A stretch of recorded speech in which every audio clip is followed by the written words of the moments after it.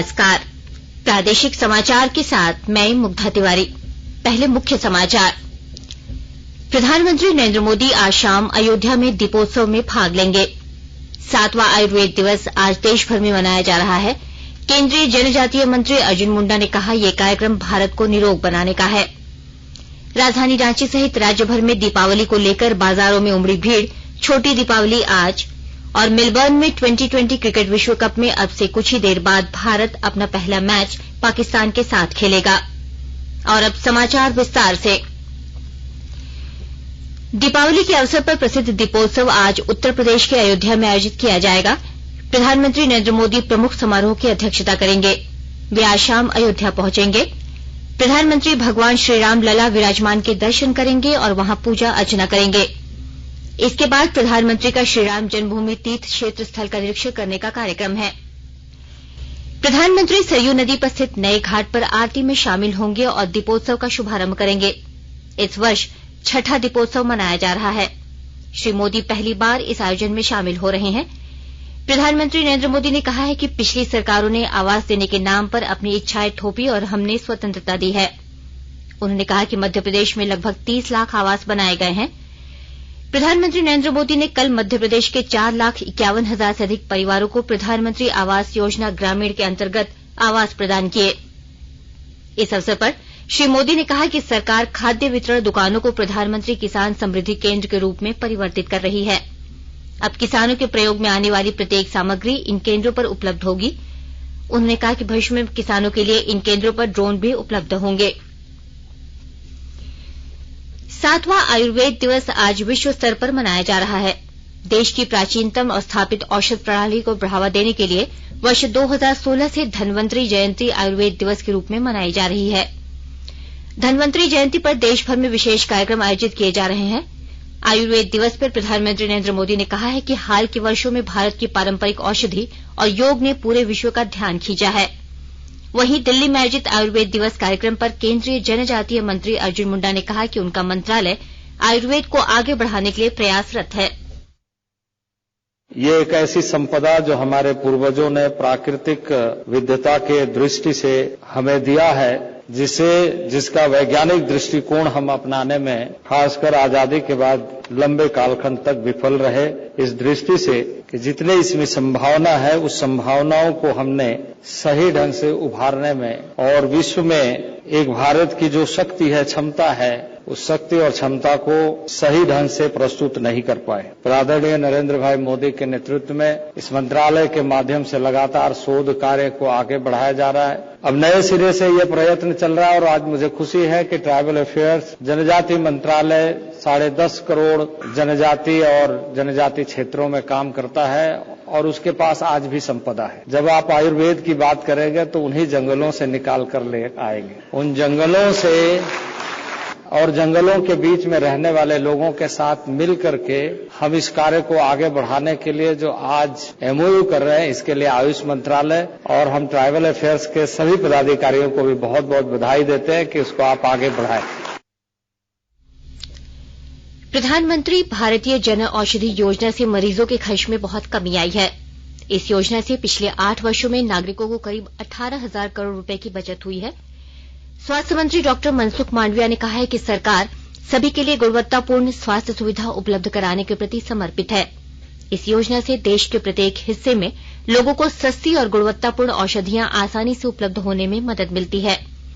देश भर में लगभग सभी जिलों में 8,700 से अधिक जन औषधि केंद्र खोले गए हैं। सरकार ने मार्च 2025 तक प्रधानमंत्री भारतीय जन औषधि केंद्रों की संख्या 10,000 तक बढ़ाने का लक्ष्य रखा है।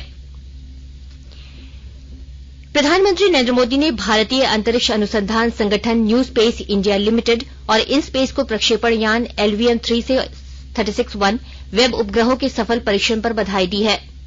उन्होंने ट्वीट कर कहा है कि यह आत्मनिर्भरता का एक और उदाहरण है। उन्होंने कहा कि इससे वैश्विक वाणिज्यिक प्रक्षेपण सेवा बाजार में देश की प्रतिस्पर्धात्मक क्षमता बढ़ेगी। आजाद भारत की बात आकाशवाणी के साथ में आज की कड़ी में हम आपके लिए लाए हैं खेलों के प्रसार में आकाशवाणी की भूमिका। आकाशवाणी ने अपनी लाइव कमेंट्री के माध्यम से देश भर में खेलों के प्रचार प्रसार में अहम भूमिका निभाई है। चाहे वह क्रिकेट हो, फुटबॉल या हॉकी के बारे में हो, आकाशवाणी देश के हर कोने में अपने श्रोताओं के लिए खेलों के उत्साह को लेकर हर छोटे और बड़े टूर्नामेंट का प्रसारण करता रहा है। जब टीवी नहीं था, इंटरनेट नहीं था, तो श्रोताओं को रेडियो कमेंट्री के माध्यम से ही तमाम खेलों की जानकारी मिलती थी। खेल प्रेमियों ने रेडियो कमेंटेटरों के शब्दों से ही अपने पसंदीदा खेल के शब्दकोश को विस्तारित किया। भारत में रेडियो क्रिकेट कमेंट्री 1940 की शुरुआत में शुरू हुई, जब आकाशवाणी बॉम्बे ने अर्देशिर फुरदौजी, सोहराबजी, बॉबी तलियार खान को आमंत्रित किया, जिन्हें अखबारों में अपने कॉलम के लिए जाना जाता है। आकाशवाणी ने बेरी सरबधिकारी, कलकत्ता के पियर्सन सुरीता, देवराजपुरी और विजयनगरम के विज्जी महाराज कुमार को अंग्रेजी क्रिकेट कमेंट्री करने के लिए आमंत्रित किया। 50 के दशक में देवराजपुरी, बेरी और पियर्सन सबसे अच्छे कमेंटेटर रहे।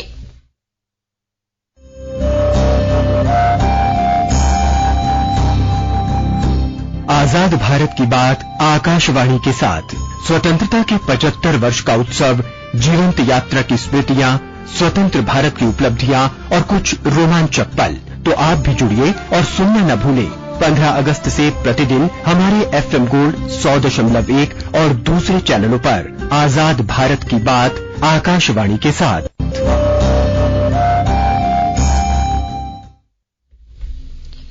गृह मंत्रालय ने कानूनों के कथित उल्लंघन के लिए राजीव गांधी फाउंडेशन और राजीव गांधी चैरिटेबल ट्रस्ट के लाइसेंस रद्द कर दिए हैं। इन्हें विदेशी अंशदान विनियम अधिनियम के अंतर्गत रद्द किया गया है। इन दोनों गैर सरकारी संगठनों की प्रमुख कांग्रेस की पूर्व अध्यक्ष सोनिया गांधी हैं। सरकारी सूत्रों ने बताया है कि इन संगठनों की जांच के बाद इनके लाइसेंस रद्द किए गए हैं। गृह मंत्रालय ने इनमें कुछ हुई अनियमितताओं की जांच के लिए 2020 में अंतर मंत्रालयी समिति बनाई थी। इस समिति में गृह तथा वित्त मंत्रालयों और केंद्रीय अन्वेषण ब्यूरो के अधिकारी शामिल किए गए थे। समिति को इस बारे में जांच करने का काम सौंपा गया था कि गांधी परिवार और कांग्रेस के अन्य नेताओं द्वारा संचालित इन न्यासों में आयकर रिटर्न भरने में कोई गड़बड़ी तो नहीं की गई या विदेशों से प्राप्त धन का दुरुपयोग और धन शोधन तो नहीं किया गया। राजीव गांधी फाउंडेशन की स्थापना 1991 में और राजीव गांधी न्यास की स्थापना 2002 में की गई थी। प्रधानमंत्री नरेंद्र मोदी ने कल 10 लाख कर्मियों के लिए विशाल भर्ती अभियान रोजगार मेले का शुभारंभ किया। इस अवसर पर पहले चरण में केंद्र सरकार के विभिन्न पदों के लिए 75,000 नवनियुक्त कर्मियों को नियुक्ति पत्र सौंपे गए। प्रधानमंत्री ने वीडियो कॉन्फ्रेंस के माध्यम से नवनियुक्त कर्मियों को संबोधित करते हुए कहा कि युवाओं को रोजगार के अवसर प्रदान करने की दिशा में यह एक महत्वपूर्ण कदम है। प्रधानमंत्री ने कहा कि इस बार हमने सामूहिक रूप से नियुक्ति पत्र देने की शुरुआत की है। प्रधानमंत्री मोदी ने कहा कि देश हर क्षेत्र में आत्मनिर्भर बनने की ओर अग्रसर है। उन्होंने इस बात पर जोर दिया कि विकसित राष्ट्र बनने का लक्ष्य सभी के योगदान से पूरा किया जा सकता है। प्रधानमंत्री ने कहा कि भारत अब 5वीं सबसे बड़ी अर्थव्यवस्था है। 8 वर्षों में किए गए सुधारों के कारण ही यह उपलब्धि हासिल हुई है। आकाशवाणी के ताजातरीन समाचारों के लिए आप हमारी वेबसाइट newsonair.com पर लॉग ऑन कर सकते हैं। ताजा समाचार Twitter handle @AIR News Alerts और Facebook page all India radio news पर भी उपलब्ध है। आप प्रादेशिक समाचार एकांश के Twitter handle @AIR News_ Ranchi और फेसबुक, इंस्टाग्राम पेज तथा YouTube channel AIR News Ranchi पर भी हमारे बुलेटिन सुन सकते हैं।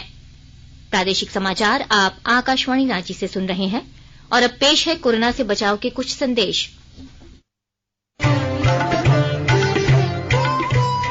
कोविड-19 से बचाव और सुरक्षित रहने के 3 उपाय। मास्क लगाएं, 2 गज दूरी है जरूरी, सुरक्षित दूरी रखें, हाथ और मुंह साफ रखें।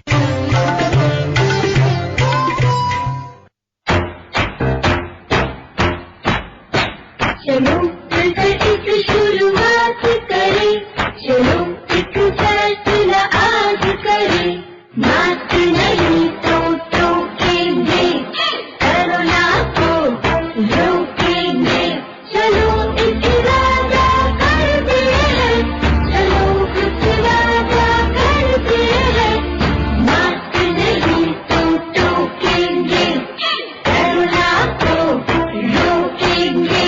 भारत सरकार द्वारा जनहित में जारी। प्रादेशिक समाचार में आपका एक बार फिर से स्वागत है। राष्ट्रव्यापी कोविड टीकाकरण अभियान के तहत अब तक देश में 219 करोड़ 55 लाख से अधिक टीके लगाए जा चुके हैं। स्वास्थ्य मंत्रालय ने कहा कि कल 2,10,000 से अधिक टीके लगाए गए। इसी दौरान 1994 नए कोविड मामलों की पुष्टि हुई और 2600 से अधिक लोग स्वस्थ हुए हैं। वर्तमान में कोविड मरीज घटकर 23,043 रह गए हैं। रेल, संचार, इलेक्ट्रॉनिक्स और सूचना प्रौद्योगिकी मंत्री अश्विनी वैष्णव ने कहा है कि प्रतिदिन 12 किलोमीटर रेल पटरी बिछाई जा रही है। पहले यह आंकड़ा 4 किलोमीटर प्रतिदिन का था। उन्होंने कहा कि आने वाले दिनों में प्रतिदिन 20 किलोमीटर रेल पटरी बिछाई जाएगी। श्री वैष्णव ने जयपुर में आयोजित रोजगार मेले में कहा कि प्रधानमंत्री रेल विभाग पर विशेष ध्यान दे रहे हैं। पिछले 8 वर्ष के दौरान रेल विभाग में कई महत्वपूर्ण बदलाव किए गए हैं। रेलवे स्टेशनों का निर्माण कार्य भी शुरू किया गया है। रांची से देवघर के लिए विमान सेवा शुरू होगी। एयरपोर्ट अथॉरिटी ऑफ इंडिया ने 30 अक्टूबर से 25 मार्च के लिए विंटर शेड्यूल जारी कर दिया है। रांची से देवघर के लिए सप्ताह में 3 दिन सोमवार, बुधवार और शुक्रवार को फ्लाइट होगी। सिमडेगा जिले में आपकी योजना आपकी सरकार आपके द्वार कार्यक्रम तहत शिविरों का आयोजन किया गया। विस्तृत ब्यौरा दे रहे हैं हमारे सिमडेगा संवाददाता। राज्य सरकार के 3 वर्षों का कार्यकाल पूरा होने के अवसर पर सिमडेगा जिले की कुल 51 पंचायतों में आपकी योजना आपकी सरकार आपके द्वार कार्यक्रम के तहत शिविरों का आयोजन हुआ। पहले चरण के कार्यक्रम के अंतिम दिन ठेठई टांगर प्रखंड की केरिया, सिमडेगा प्रखंड की कुल्लूगेरा और जलडेगा प्रखंड की लमडेगा पंचायतों में शिविरों का आयोजन हुआ। काफी संख्या में उपस्थित ग्रामीणों ने सावित्रीबाई फुले किशोरी समृद्धि योजना, फूलो जहानो आशीर्वाद अभियान, सर्वजन पेंशन योजना, मुख्यमंत्री रोजगार सृजन योजना, किसान क्रेडिट कार्ड आदि का लाभ उठाया। कार्यक्रम के अगले चरण में 1 से 14 नवंबर तक जिले की कुल 45 पंचायतों में शिविरों का आयोजन होगा। मनोज कुमार सिन्हा, मनु, आकाशवाणी समाचार, सिमडेगा। आज छोटी दीपावली है, इसे लेकर बाजारों में रौनक देखी जा रही है। दिए, मिठाइयां, पटाखे, फूल और लक्ष्मी गणेश की मूर्तियों के बाजार सज गए हैं। राजधानी रांची के मेन रोड, अपर बाजार, रातू रोड, डोरंडा, हीनू, कोकर, हरमू सहित कई इलाकों में बाजार लगे हुए हैं। कल दीपावली का त्योहार मनाया जाएगा। इसे लेकर राजधानी रांची में नगर निगम की ओर से साफ सफाई का भी अभियान चलाया जा रहा है। इससे पहले कल धनतेरस पर भी राजधानी में जमकर खरीदारी हुई। खूंटी जिले में अब स्थानीय लोग हिंसा और अफीम की खेती छोड़ फूल की खेती कर रहे हैं। खूंटी जिले के दर्जनों गांव में गेंदा फूल की खेती हो रही है। दीपावली और छठ पूजा पर खूंटी के फूल राजधानी सहित आसपास के क्षेत्रों में भेजे जा रहे हैं। सबसे खास बात यह है कि ज्यादातर गांवों में खुशहाली की इस खेती की अगुवाई महिला किसान कर रही हैं।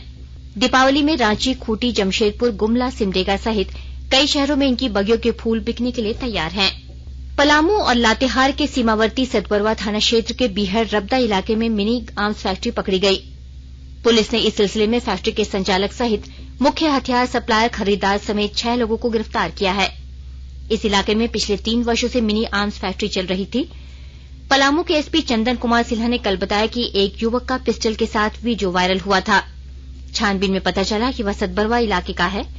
सत्यापन एवं चिन्हित करने के बाद आवश्यक कार्रवाई की गई और मिनी आर्म्स फैक्ट्री को पकड़ा गया।